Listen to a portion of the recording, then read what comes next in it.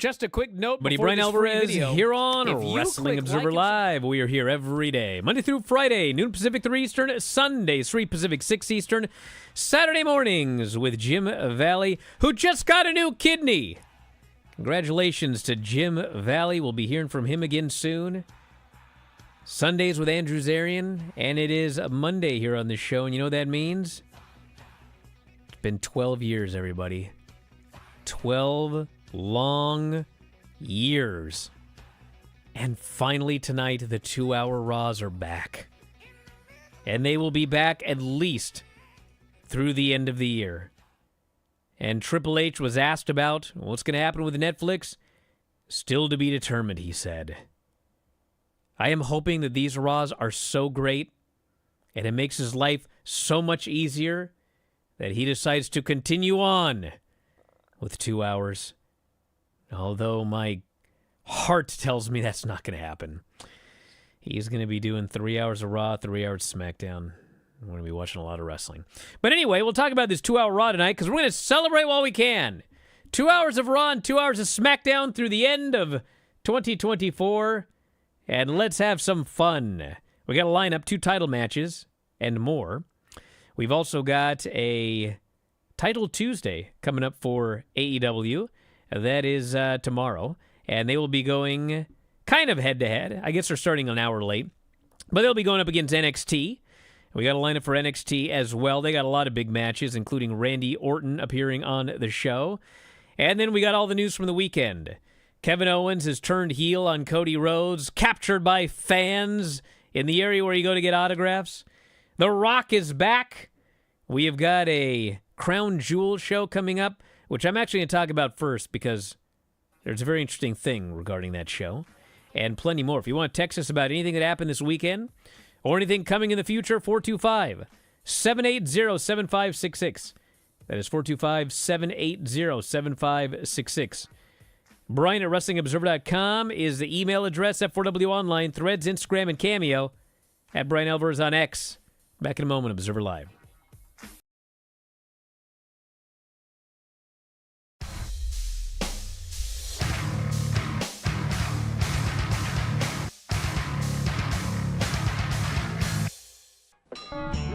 Welcome back to Rent to Own Auto Arena. The next match on tonight's Portland wrestling card. Beautiful Bryan Alvarez versus Adam Firestorm. This match is being brought to you in part by 1-800-OWN-A-CAR.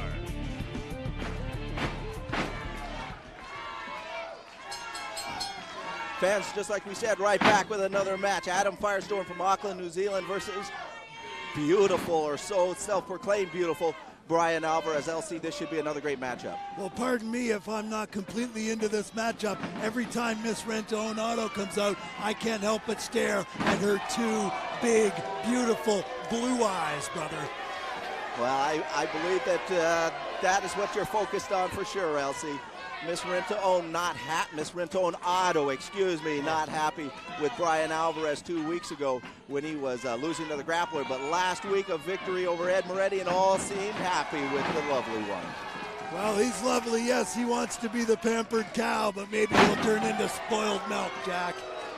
You got Adam Firestorm from Auckland, New Zealand, been dying to come into Portland wrestling. Bryan Alvarez claiming that he pulled his hair. Obviously, he did not. Referee Mark Watson checking. He will have to keep a close look on the devious Bryan Alvarez. I would rather call it in the beautiful one. There he is, whipped into the ropes. Off he comes. Shoulder tackle puts Adam Firestorm down. Back and forth action. Bryan Alvarez flying big hip toss by Adam Firestorm. Another one puts Bryan Alvarez down. Drop kick down on his back was Bryan Alvarez. He's going to dive outside. Take a moment.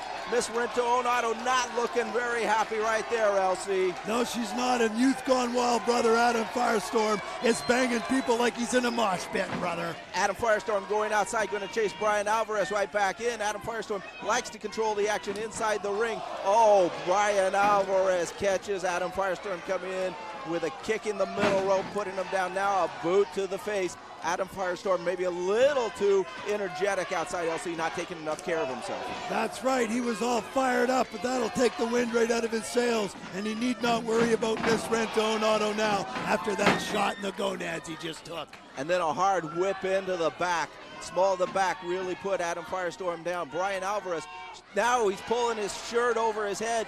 Big chop across the chest. Adam Firestorm now, he's firing back. There's 1, 2. Now he's got Bryan Alvarez. He whips him into the corner hard. Adam Firestorm following up, catches a boot to the face.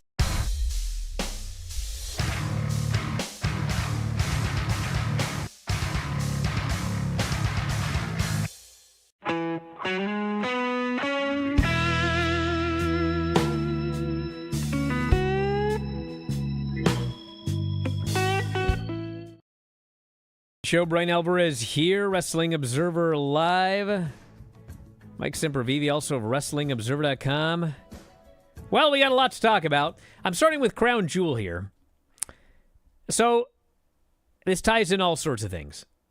If you watch the Bad Blood pay-per-view on Saturday, Triple H comes out and he announces that they got a new thing they're going to do every year at Crown Jewel. They're going to do the old Survivor Series gimmick. The WWE champion will face the world champion, both the men and the women. The winner will get a trophy, which is just the gaudiest, most preposterous-looking belt you've ever seen in your entire life. Shoot looks like it's a multi-$100,000 belt, six-figure belt. I'm sure the Crown Prince paid for it, both of them. Going to pay for them every year. He's paying $60 million for these shows. He can afford it. And that's going to be the Crown Jewel main event, or two of the matches on Crown Jewel. So I bring this up because today, this morning, they unveiled the poster. And it is Cody Rhodes versus Gunther and Nia Jax versus Liv Morgan. Now, the reason I bring this up is, and I don't know what to make of this, brother. I don't know, man. They didn't wait until tomorrow. Because tonight on Raw, it is Gunther versus Sami Zayn for the title. So, you know, when they were doing this whole Gunther-Sami Zayn thing, weeks ago they started this thing. And Sami kept wanting this title shot.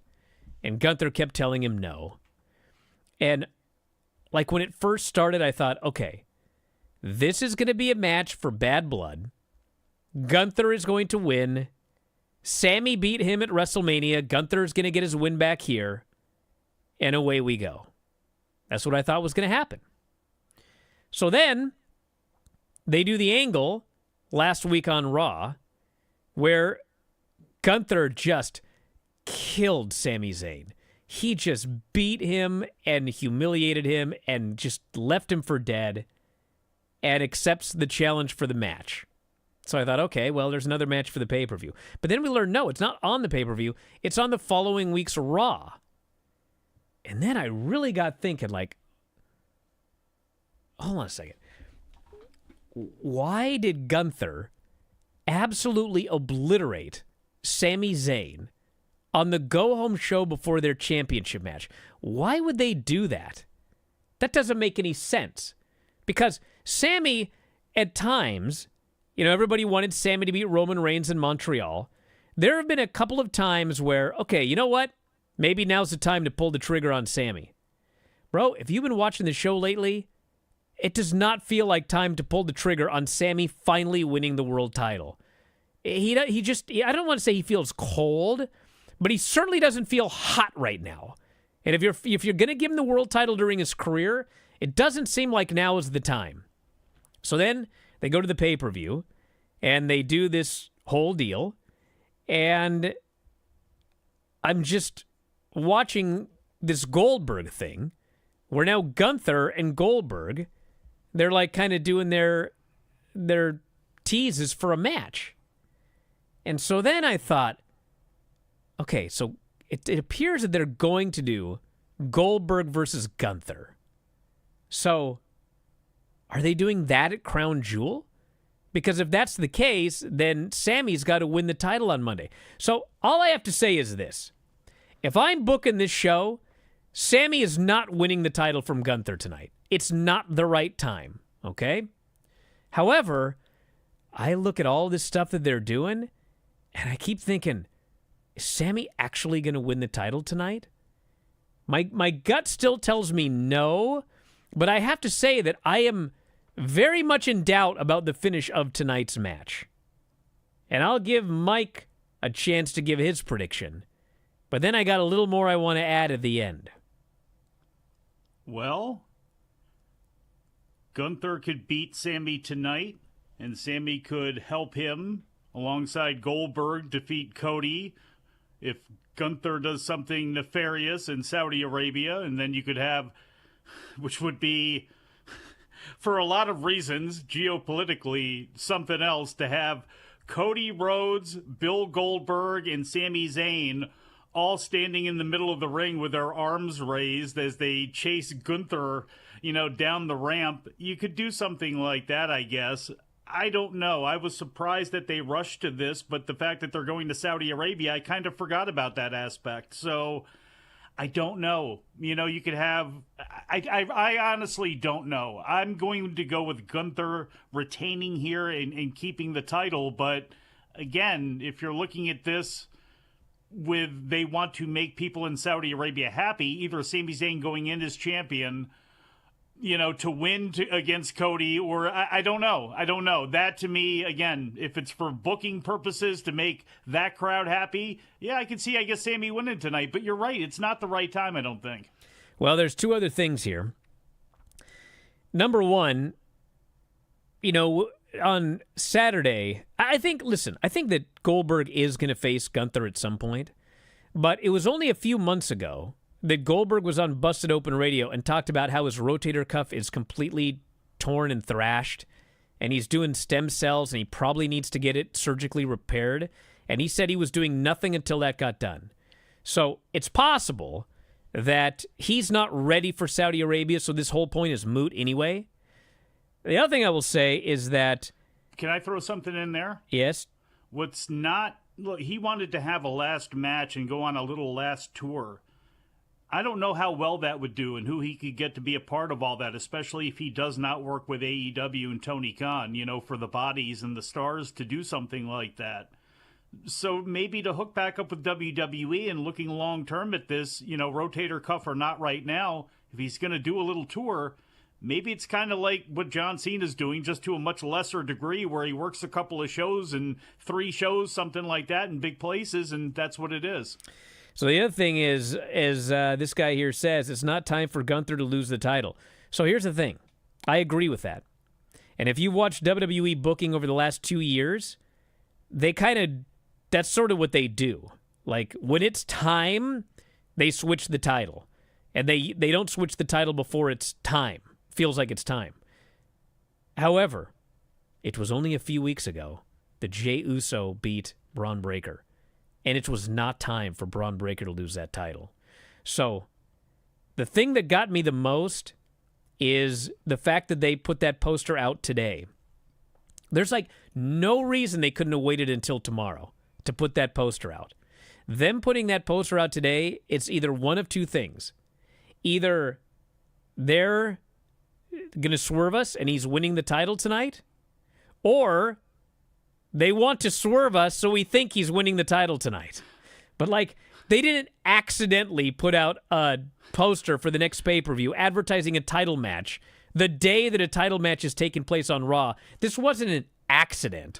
It was done for one of those two reasons. I'm going to put a hat on a hat here, Brian. We're going to find out tonight. 2-hour Raw.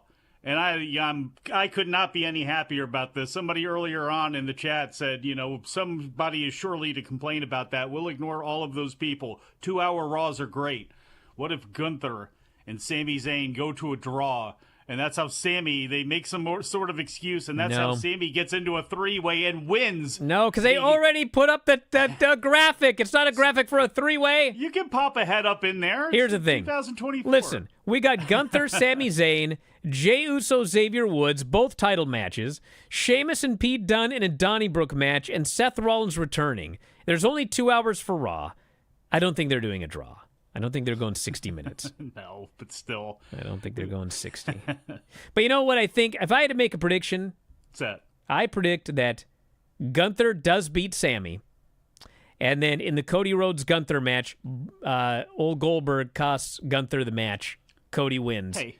That sets up the match for later. Look. Because then, he won't get like a big wrestle match payoff, but he'll get a big old payoff to make a run-in Saudi Arabia. And here's the thing. It's not the end of the world because they don't do it often anymore. If Sammy beat him, goes on, beats Cody, becomes that champion, then comes back and loses it on a Raw down the line. It's not the end of the world.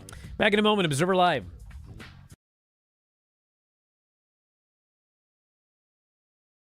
Just a quick note before this free video. If you click like and subscribe, I'd be very thankful. It's Bryan Alvarez and Big Vinny V, and we hope that you enjoy the show. Should I do one more time? Huh? I played the entire song before realizing I had not hit record. I figured as much. So I had to start the entire show over again. Uh-oh. Is my internet down? My internet died. Yeah. All right. Stand by, everybody. Hi, everybody. We're back. And we're just gonna barrel on through, right, Vinny? What do we have on that Facebook thing? Now it says no audio. Jared, do we have audio? I can hear you. Honestly, what is going on? Yeah, we just watched a movie What about is this. up with my internet? Lost everybody again. Curry says no problems with the Big Vinny V show. His words. Not since the first one. I was gonna say the very There have first been one was a Many disaster. problems. Many Yes. problems. We've had quite a few. Yeah, and you know what I do? I just barrel on through. Brian. Barrel on through should be the name of this show. What the hell's going on this week? Like every single show, something goes terribly wrong. Today, I didn't have the music set to go at first. Then I got it set to go, but I forgot to hit record. Finally, I hit record and got the song going right. Golly. One disaster after another here. We're starting 15 minutes late. I still can't find the video, Jared. Is it up? Where is everything? Granny's joining us here today via phone. We cannot connect her audio or video. It's a blank screen. I don't know what's going on. What are we doing? Should we just quit today? I don't know what the problem is, Granny. I don't know how to fix it. I don't know what's going on. We still have no video. I got a question. Where's the goddamn video at? You gotta fire Jared. All right, now it's up. Hello, everybody. This is the one you told me to do last week, Undertaker plus Psycho Kid. Okay. Are you done laughing? Yeah, we're done. Yes, Granny, I apologize. There'll be more. Then Psycho Sid comes out with blonde curly hair. Hard to pull. Lasts a while before he gets out of it. I had to give that a 10. A 10. Oh, wow. Undertaker won a match and a belt. That's a 10 on the Granny scale. Victor is still at it more than ever this week, as far as the soaps go. Hell of a report, Granny. All right. That was a 10 on the Granny soap opera report scale. Okay, just a minute. Jared, you're forgiven. Instead of suffering through the YouTube chat, click like and subscribe.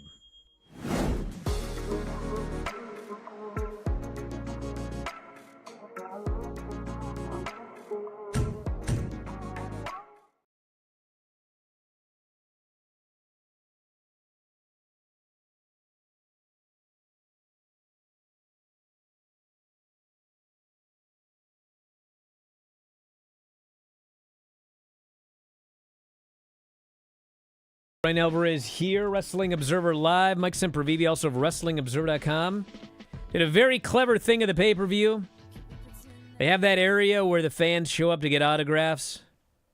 Yeah, they show up, hours before the show. Oh, here comes the bus. Oh, man, look, it's Tangaloa. Maybe he'll sign my thing. Filthy's there hours in advance. And then, they show up, like they leave the show early so they can stand there to see people leaving. So they were in that area, and they shot an angle with Cody and Kevin.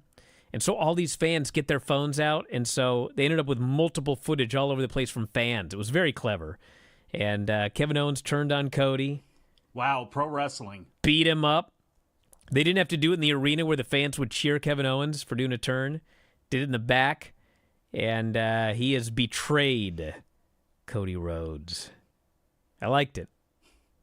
I pointed this out on Twitter on the Mid-Atlantic Pod account a couple weeks ago. They had the Andersons and Tully Blanchard beating up Sam Houston in the parking lot, and they have to cut away because Dusty and Magnum were up doing the announcing on the match, and that's where Sam's friends were. They made sure they were away, and he was out in the parking lot, and they beat him up, and they have to rush out there, and it's the fans losing their minds, going crazy, talking about it was Ole. Ole was the first one out, and it was like, how great is this? There was no music that hit. There was no obvious signs. Perfect. That's what it used to be. Now, in this day and age, obviously, you can't do that. Nobody believes Kevin Owens is beating up Cody Rhodes in the parking lot for real. That type of thing only happens down in Mexico. But, like, here you can't. But fans, more than ever, think they're part of the show and want to be part of the show. Let them be part of the show. That was a great way to go ahead and do that. It's just a very simple, old-school thing with a new twist. I thought that was good. And we had the return of The Rock. Showed up after the main event and just counted 1, 2, 3. Broke the sound scale. Everybody's trying to figure out what that means. I think it just meant he pinned Cody. Because he did the night before WrestleMania. Beat him 1, 2, 3. The Ali family gave him a belt. Yeah, they sure did. So he totally didn't create that for himself. That was given to him by the Ali family. I actually believe they may have given that to him. Oh, will you stop? But the point of this is, he's got his belt. And I don't think he's going to be on Raw tonight. I think that he pretty much said, things haven't been going... There's been a lot of BS going on the last 6 months, he said. And I'll tell you when I'm ready for you to know. So it was just a thing for the 16,000 crazy fans that paid preposterous money for the show. And boy, did they appreciate it. They got their money's worth. They were screaming, top of their lungs for this guy. Dusty Rhodes on steroids type of story when it comes to... They brought a lot up about the last Battle of Atlanta and things that took place in Atlanta, including Dusty Rhodes being locked in cages and being attacked by the Four Horsemen or the Andersons back in the day. Can you imagine a scenario where it's all of the Tongans and all of the Samoans locked in a place with Cody, thinking that he's got some sort of backup, and they all massacre him? I'm looking forward to that one day. We had CM Punk beating Drew McIntyre in a Hell in a Cell match. Great match. Double juice. 16 staples for poor Drew. Probably the best WWE match of the entire year, I would think. It was fun. I'm trying to think of one better. Not for them, maybe, but... But it was awesome. So Punk got the win. And that appears to be the end of the feud, so maybe got to go him and Gunther next, perhaps. We shall find out more tonight, I presume. But yeah, the blood is back. The blade is back. Well, although not in the case of Drew McIntyre. Yeah. The sharp edge of the toolbox is back. Anytime you hear Staples got involved, it's usually not a blade. It was something else that did it. And I don't know what match you're going to talk about next, but I'm happy Punk and Drew was drawn out for everything they had to deal with when it came to Punk's injuries and dragging it out. I thought they did a masterful job. I think Drew McIntyre is arguably the wrestler of the year. I think you can make a case for that, how great personality-wise and in the ring that he's been the entire year. But I'm happy that feud is over, and I'm happy that it looks like the Damian Priest-Finn Balor feud is over, because Damian Priest, who did have his title reign kind of overshadowed by everything that was taking place with the Judgment Day, like, it's time for this guy to move on and get into something else. There's no way Priest and Finn is over. Because, see, I don't like that. Well, the problem is the Liv and Rhea thing isn't over, because we got a lame finish there. They're clearly doing Judgment Day and the new, whatever they're called, the Terror Twins. I guess. That one continues on. But the thing is with Dom, and you can do that and slide that over, and you also have Raquel Rodriguez being involved, where that also takes some of the attention away from the Terror Twins aspect of it, and you can kind of slide them away and slide Damian into something else. It's not like they can't interact on the show or anything like that. This person here says, funny how nobody is all angry about the toolbox versus AEW's shaved chairs. Well, maybe because one of them was an accident and the other was done on purpose. That's kind of a big difference there. Really. And by the way, as far as those staples, you ever seen Punk gig? God, Yeah, it's a probably little needs deep. staples for that. This guy takes a thing and instead of just like going like this or whatever, he goes and he hits his head like it was ridiculous. I just hurt my own head doing that, by the way. That's Didn't some even people use a take toolbox. drugs. Other people poke themselves in the head. What can you do? Nia You gotta get Jackson off Bailey somehow. for the women's title sucked. Worst WWE pay-per-view match probably since the Hell in a Cell with The Fiend and Seth Rollins, which was 5 years ago, I think yesterday, maybe today. Tiffany looks like a walking action figure. She really does. Who? Tiffany. They all do. Well, Do you watch this show? Especially her. My God, with the hat and the briefcase and everything. Yeah, this match was terrible. Well, It was back to the old Nia. hey, well, look, Raquel Unless you're Rodriguez, filthy, then you can blame Bailey. Well, no, God, his queen Nia Jax. But I'm happy Raquel Rodriguez is back. It was a lot to get to that, but that in Rhea is going to be good, and her just being there. And look, you can get Dom out of the mix of that too, at least a little bit, because you have both Rhea. You have Liv and Raquel Rodriguez battling up against Rhea. The Finn Balor Damian Priest match, it was fine. It was slightly better than a Raw main event. 3.25 star match. Priest ended up hitting South of Heaven for the pin after everybody tried to interfere. It was fine. Liv and Rhea with Dom in the shark cage. The wrestling, I thought, was fine. The booking was stupid. And the worst part of the involves booking, a shark cage. It's not. these referees are made to look so stupid in every company. This is not a They said- WWE thing. And they set it up before the match with this too. They Every really single emphasized company. This. So, God, first Dom is in the shark cage, and he manages to get the shark cage open, and then this idiot falls out. Like, it's not even Rhea threw something and he fell out. He just, like, looked down and, he falls out like an idiot. He's hanging by his foot. And then these two WWE employees, they go over, and, like, it was like my landscapers. They're just like, God dang, that tree's way up there. What should we do? They're just, like, looking at him. I'm like, he's hanging by his leg. I mean, what do you got to look at? Get the guy down or put him back in. So they're doing that. And then Rhea goes to the referee in the ring and she goes, I got to handle something. I'll be back. The ref's like, you've earned it. I went, what? What are you talking about? She goes, starts beating this guy with a stick. No DQ, no count out, nothing. And then out comes Raquel Rodriguez. She attacks Rhea for the disqualification. Now, apparently there were reports out that this was supposed to be like a pinfall.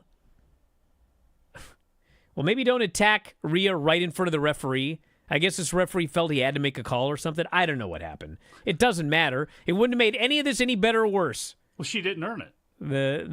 It was just dumb. Well, look, let me try to shoot him some bail a little bit in this. Oh, please. Not for the story itself, but the fact that before the match, they made sure to point the camera at the referee, who had a refer's eye camera on, the old, whatever, the refer cam, the Yuji Shimada from Pride used to wear. And Corey Graves is talking about the fact that this ref is kind of an idiot. So at least they had enough self-awareness to go, okay, there's going to be some stupid stuff here, including the two guys watching Dom upside down as Corey is yelling at him, help him. Like, so they at least try to cover up their bases a little bit. But I guess if you have to do that, maybe you shouldn't have done it in the first place. And then Roman Reigns and Cody versus Solo and Fatu. This was a WWE Bloodline main event. It went a long time early, just by the numbers. And then the last few minutes were very good as we got all of the near falls and the kickouts and the run-ins and the return of Jimmy Uso, who has aligned himself with Roman Reigns. Roman speared Solo, pinned him. This has to be the end of this Solo thing, at least in terms of, Big in the mix. him being in the title picture. It's time for the next guy, which would be Jacob Fatu. Who's And got then the eventually US title? Roman It's LA Reigns. Knight, right? LA Knight is the U.S. champion. LA Knight. Which, by the Solo. way, hey, front page, who wrote that article crediting everybody under the sun for AJ's injury, except the guy that first reported it? The wrestling Me! news? Oh. Me! Yeah, he got hurt.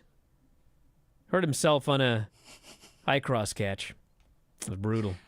No, what's brutal is if it's a ligament injury, and if he tore a ligament or something like that, like that just sucks. Because not only is it painful and it keeps you out for a while, it's really annoying too.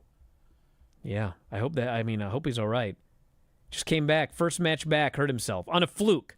So I know, he probably thought, oh man, do I still need to be doing this or whatever? But it was a total fluke thing. Just their timing was a little bit off, their positioning was a little bit off, his foot went underneath him, and could happen to anybody at any time. I blame NXT. Speaking of, after the break, back in a moment, Observer Live.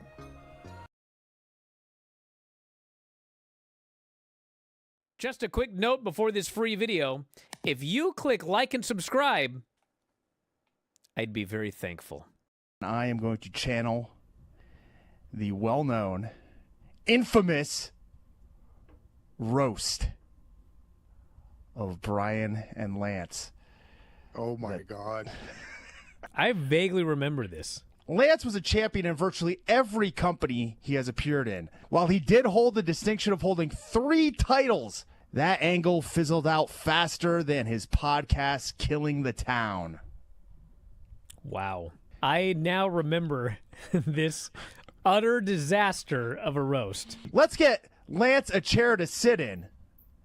And as we do, could we also bring someone up here to show him how to use it? I remember that chair shot. I don't remember who it was on, but utter I remember silence that this roast was met with. Tom, at least I was smart enough not to do those chair shots again. Bryan, besides me, there are others who I'm sure dislike you, like Vince Russo, Eric Bischoff, but I think you're great, like a guiding light or a father, which is why I'm not surprised when you screw me every week.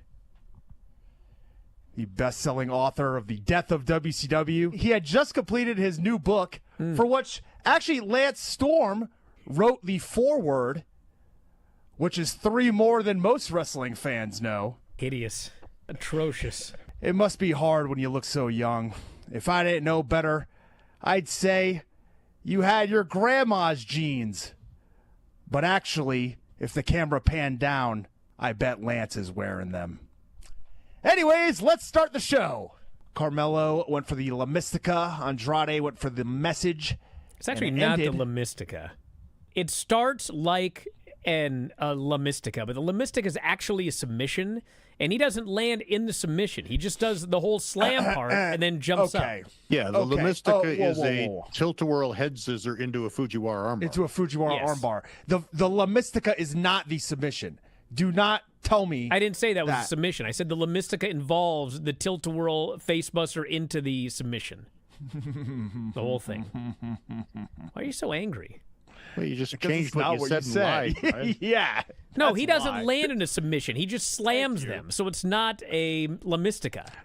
I believe that's the actual move. Okay, but whatever. Who cares? I just hope editor Sean pulls up the exact clip of you saying La Mystica's a submission and then denying it afterwards. La Mystica is actually a submission. I didn't say that was a submission. La Mystica is actually a submission. I didn't say that was a submission. Editor Sean.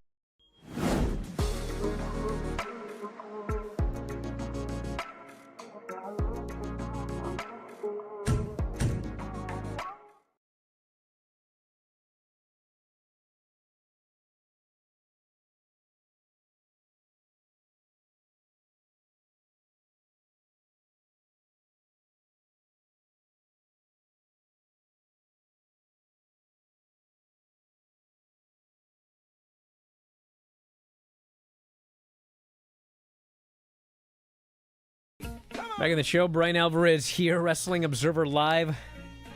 Tom, what are you and Mike talking about during the break? We were talking about R&B music.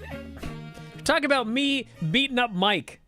Oh, because I sarcastically called Mike old, unlike straight up old, and then he pointed out you're actually still older than him, and I defended your honor and said you could probably still beat him up in a fight. Well, I'm just laughing because Mike's response was he'd have to get close. You would. What? Like, how would I beat you up if I wasn't close? You're not going to get close. Like 5 feet away, I go, ah, and you go, ah. I have to, of course I have to be close. How would I beat you up from afar? I do every day, I guess. Well, let's talk about the rest of this stuff. We got a lot of news. Fun Monday! Did I go over the Raw report? Not okay. yet. Or not the Raw report. Okay. It'll be shorter tomorrow because it's only 2 hours. So tomorrow is, I just realized tomorrow's Dynamite in Spokane. Nah, I'm not going. Is. Too far away. Bryan Danielson and Wheeler Yuta versus Claudio and Pac. This could be a Horseman beatdown. I think that's possible. Be a lot of heat if they all turned on him and beat him down 4-on-1 to set up Moxley getting a shot on the show on Saturday. Which, by the way, I do expect Moxley to win, but I don't expect Bryan to retire. Can I stop you right there? Go for it. What do you think about Wheeler Yuta? He's been cutting promos. He had as passionate of a promo as he could cut against Claudio in the back on Saturday. I don't know. There's part of me where it's like I like the idea of him being kind of like a Bryan Danielson spiritual successor, smaller guy, Matt, incredible beard, all that sort of stuff. But, I don't know if he's ready for that. And then, with that said, him in the Blackpool Combat Club, is he just superfluous that way? Just, again, his issue is he can't cut promos. He's good in the ring. People like getting behind him. He's seemingly in a really weird spot where I'm not sure which either way that they go, he's going to be necessarily better off for it. Well, it's funny because at the beginning when they first put him with the Blackpool Combat Club and they put Daniel Garcia with the Jericho Appreciation Society, I thought this should be totally backwards. I thought that Wheeler is wacky, he's goofy, he's the kind of guy that, you could bring the personality at him a lot easier than Daniel Garcia. I thought he was a better fit for Jericho, and Garcia is obviously the better fit for the Blackpool Combat Club. But they went the other way, and, I will say that he's kind of done the dance and everything. He's got his dance. But, to this day, Daniel Garcia is still a better fit for the Blackpool Combat Club. But now Wheeler ended up being a great fit for the Blackpool Combat Club. The Wheeler of the last couple of weeks, his promos and the way he's doing his matches. He's definitely he's come across as a bad dude, which he definitely wasn't when this started. But that's the thing is, Brian, I don't know, and I know he can legitimately kick people and tie him into knots. I get that. And he is trying, and it's as good as it's been, for sure. I just don't know. He's going to have to kick it into 2 more gears before I think people are really going to believe. I think for me that's the case. And they are trying with him. They're pushing him. So we'll see. And I got to say this, too, just because you brought up his name. I was baffled when you said, I don't know if Daniel Garcia is signed after you do all that stuff with him and MJF. I told you. I am baffled. That is going to be, someone is going to have to one day just sit me down and explain why you would do all of what you did, Mike, and put MJF out. Are you aware? Do it without Garcia being signed. Are you aware that as of now, AEW has had 2 world heavyweight champions who were world heavyweight champions and not under contract to AEW? Yes, I know. Bryan Danielson, I know, and Jon Moxley. Yes. Now, to be fair, I listen. I'll just say this: weren't there circumstances with Moxley and with Danielson? Well, no, word is gold. Moxley was not under contract. He just wasn't, and he eventually signed as champion. But there was a period there, I think, for weeks, where the AEW World Heavyweight Champion was not under contract to AEW, and he could have left at any moment. Now, with Bryan, I don't have any inside information other than he claimed that his contract expired at the beginning of August, and I don't doubt him. But what I don't know is, what does that mean? Because if you remember, his first big match was at a Grand Slam, right? When he first signed, wasn't it? It may have been. So my presumption is that was the end of whatever original deal he signed. However, he had a lot of time where he was out for injury. So it is possible that his contract expired, but he is on injury time right now and could not just leave and show up at Raw tonight. Not that he would. I do not believe in any universe. Well, I guess if there's multiple infinite universes, one of them he'd show up on Raw tonight, but not in this one. He's not showing up on Raw tonight. He will work out the rest of his title run and probably end up staying with AEW. But so anyway, the point is there have been 2 AEW champions, technically not under contract as champion. So why you're baffled about what they do with Daniel Garcia, I don't know. Because it keeps happening. And, like, that is a case where you didn't just run off some schlub. Look what they did with Andrade on the way out. That's Andrade. He gave the kiss of death to MJF, and why would you do that if Garcia wasn't locked up? Why would you even go and take it to that point? You know, because you can't even. Well, you know what? I think I can explain it to you. Because he's not on TV. You're not taking advantage of it, and you had this big piece of, you know, a great commodity with MJF, and poof. I don't know this for sure. Okay, this is speculation.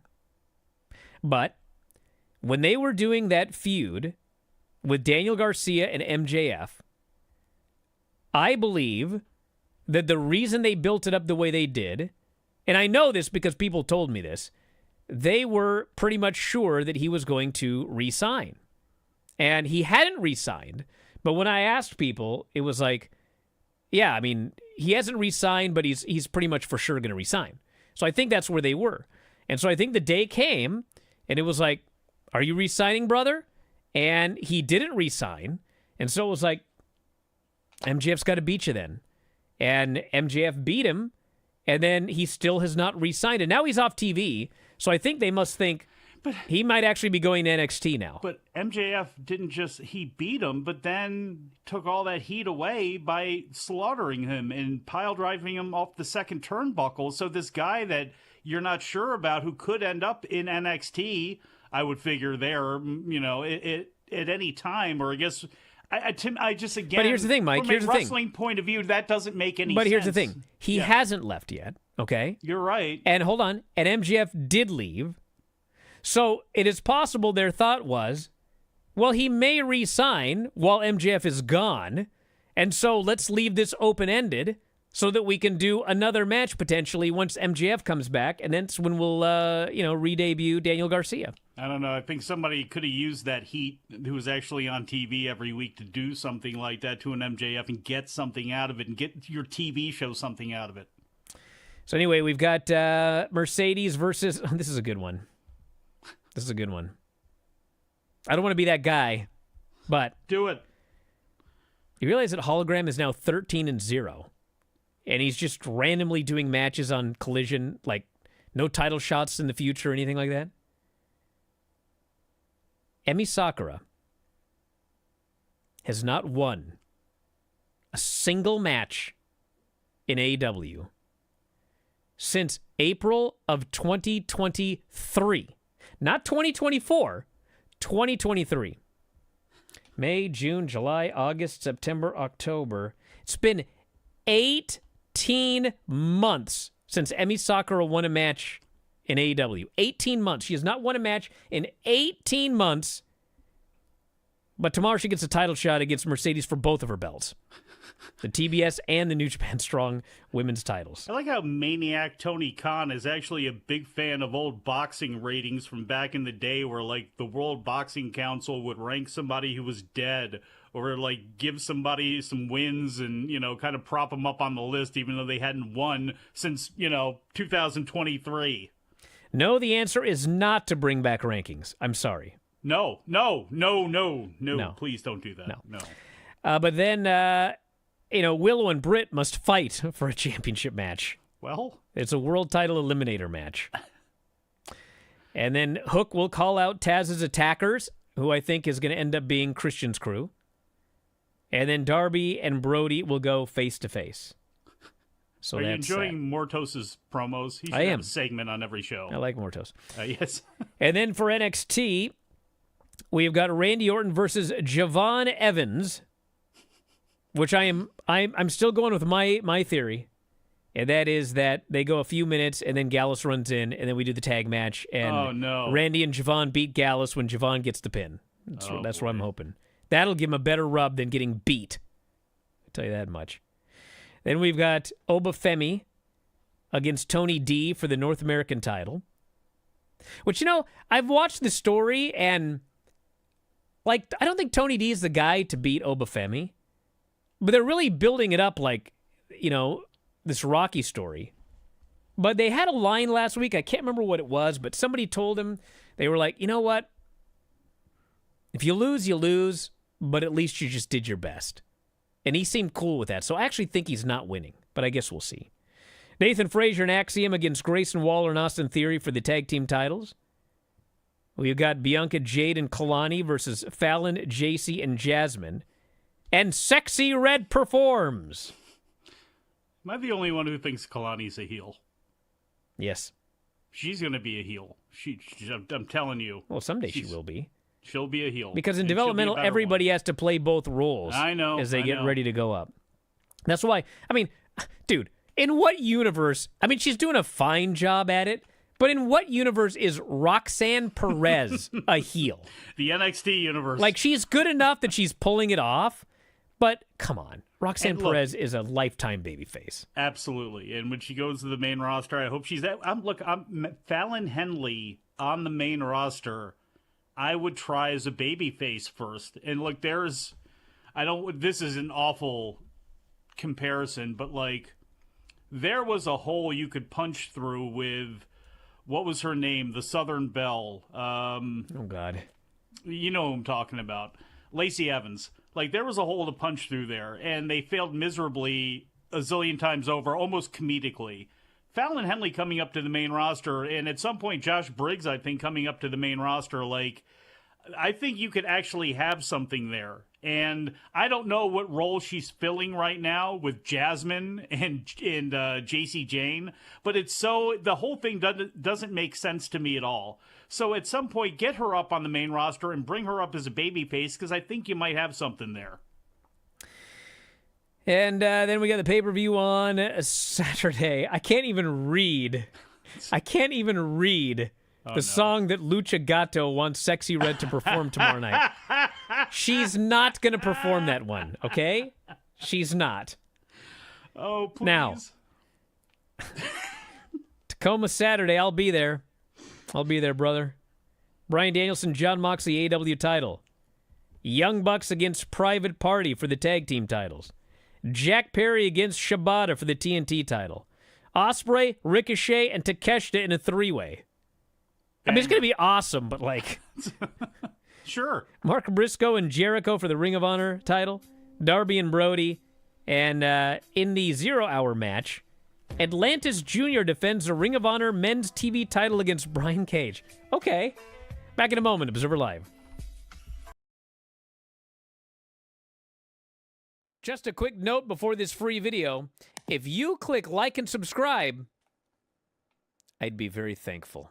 Let's do this unnecessary censorship. Talk about your Psalms, talk about John 3:16. Austin 3:16 says I just your ass. That was terrible. Horrible. They weren't the Heart Foundation. They weren't the British Bulldogs, okay? They're two geeks. And this celebration these guys did. Oh. I mean, they're like, Sean, give me brother. Yeah. A place like that? You two dorks. That's what you did. Why are you so excited? Because they're awesome. Okay. That was better than the first one. It picked up at the end there. Yes. Unnecessary censorship. He beat him. And he beat him. And he beat him. And he beat him. And he beat him. And he beat him. And he beat him. And he beat him. I'm sweating. Time to stop. And he beat him. Was this edited? And then he beat him. And he I don't beat think him. so. I actually wore that shirt. It just says he beat him. He beat him. He beat him all the way down. Like, All the way down, you say? I dropped her off at camp, and the camp counselor just looks at me. She goes, he beat him and beat him. I was like, gag gift. Brian, would you for me again this week? It's too hot to do much. That's true. It is too hot to do much. I guess I just better do it because it came up for me. I'll wait. It won't come up again. It's pretty short, so I'll just do it. Yeah. Now I gotta find it back. Okay.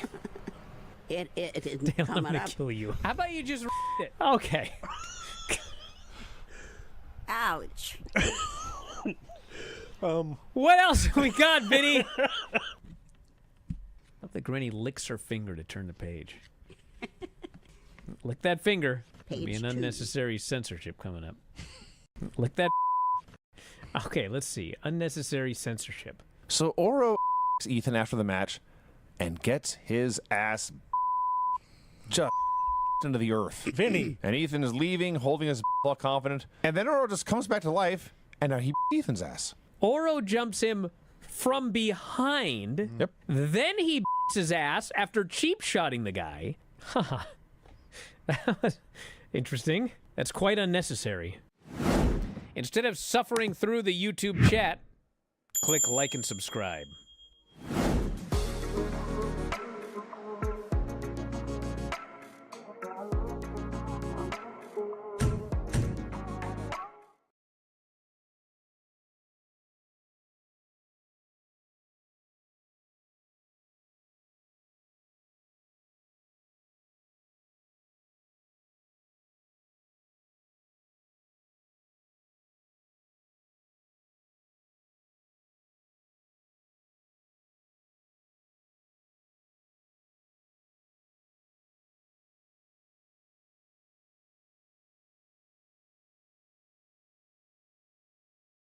I don't know why I always thought Roxanne Perez was Hawaiian.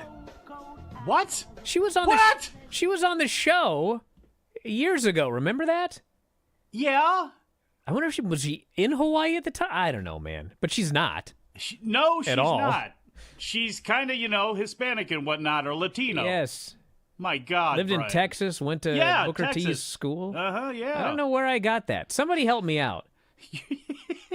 Your radar. There must be a reason for this. Your radar for your own people is just historically laughable. There must now. be a reason for this. Oh my God.